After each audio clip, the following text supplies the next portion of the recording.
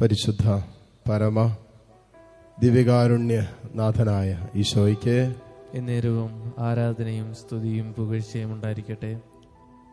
ദൈവത്തെ വിളിച്ചപേക്ഷിച്ച് നമുക്ക് പ്രാർത്ഥിക്കാം.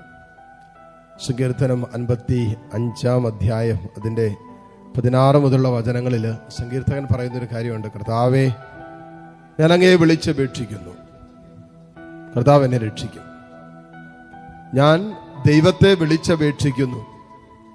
വിളിച്ചപേക്ഷിക്കുമ്പോൾ അവൻ്റെ ഉള്ളിലുള്ള പ്രതീക്ഷയാണ്, പ്രത്യാശയാണ്, എൻ്റെ കർത്താവ് എന്നെ രക്ഷിക്കും. ആ പ്രതീക്ഷയോടുകൂടിയാണ് സങ്കീർത്തകൻ കർത്താവിനെ വിളിക്കുന്നത്. എന്നിട്ട് പറയാണ്, സന്ധ്യയിലും പ്രഭാതത്തിലും മധ്യാഹ്നത്തിലും ഞാൻ അവലാതിപ്പെട്ട് കരയും, അവിടുന്ന് എൻ്റെ സ്വരം കേൾക്കും. ഇപ്പോ പ്രഭാതത്തിൽ മാത്രമല്ല, മധ്യാഹ്നത്തിൽ മാത്രമല്ല, സായാഹ്നത്തിലും രാത്രിയുടെ യാമങ്ങളിലൊക്കെ ഞാൻ എൻ്റെ കർത്താവിൻ്റെ മുമ്പിൽ എൻ്റെ പരാതികൾ ഇറക്കി വയ്ക്കും.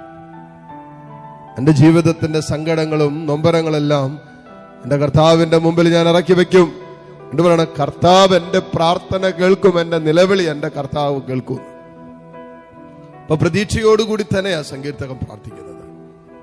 സങ്കീർത്തകനോട് ചേർന്ന്, മക്കളെ, നമുക്ക് നമ്മുടേതായ സങ്കടങ്ങളെയും വേദനകളെയും മനസ്സിന്റെ ഭാരം എല്ലാം ഇറക്കി വെക്കാൻ ദൈവം തന്ന സമയമാണ്.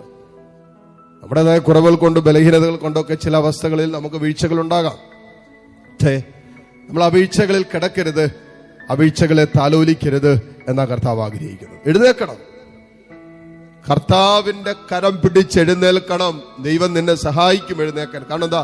നിനക്ക് അങ്ങനെ ഒരു ആഗ്രഹം ഉണ്ടെങ്കിൽ കർത്താവ് നിന്റെ കൈക്ക് പിടിക്കും. കർത്താവെ, ഞാൻ വീണുപോയി, കർത്താവ് എനിക്ക് തെറ്റുപറ്റി, കർത്താവെ ഞാൻ ഇടറിപ്പോയി, കർത്താവെ നിന്റെ സ്നേഹത്തിന് ചേരാത്ത ചില ശൈലിയും സ്വഭാവവും സംസാരവും പ്രവൃത്തിയും ചിന്തയൊക്കെ എൻ്റെ ജീവിതത്തിൽ വന്നു.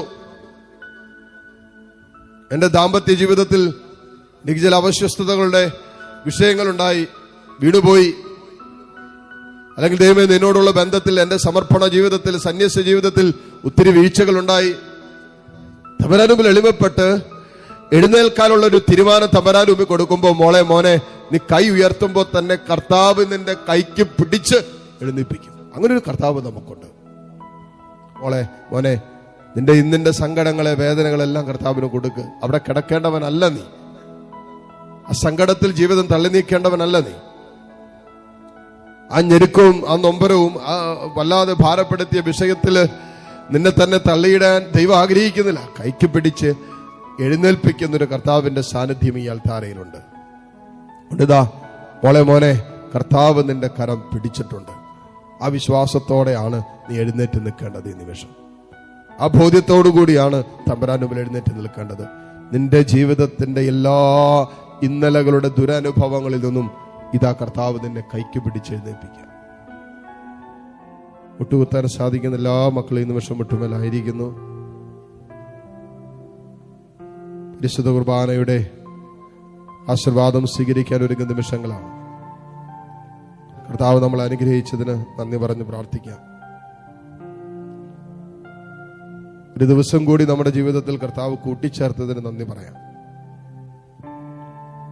നിങ്ങളുടേതായ പ്രത്യേക പ്രാർത്ഥനകളെ, നിയോഗങ്ങളെല്ലാം ചേർത്ത് വയ്ക്കുക. ഏതെല്ലാം വിഷയങ്ങളിൽ ദൈവത്തിന്റെ കരുണ വെളിപ്പെടണമെന്ന് നിങ്ങൾ ആഗ്രഹിക്കുന്നുണ്ടോ, ഈ ആശീർവാദത്തിന്റെ സമയത്ത് ആ നിലപാടുകളെയും ആ ആഗ്രഹങ്ങളെയും ആ വ്യക്തികളെയും ആ വിഷയങ്ങളെയും ഈശോയുടെ സന്നിധിയിലേക്ക് ഉയർത്തുക. കരങ്ങൾ തുറന്നു പിടിച്ച് കർത്താവിന്റെ സന്നിധിയിലേക്ക് ഉയർത്തുമ്പോൾ നിങ്ങളുടെ പ്രത്യേക പ്രാർത്ഥനാ വിഷയത്തെ ഉയർത്തിപ്പിടിച്ച് കർത്താവിനെ കണ്ടുകൊണ്ട് സ്തുതിച്ച് പ്രാർത്ഥിച്ചുകൊണ്ട് ഈശോയുടെ ആശീർവാദം നമുക്കിപ്പോൾ സ്വീകരിക്കാം.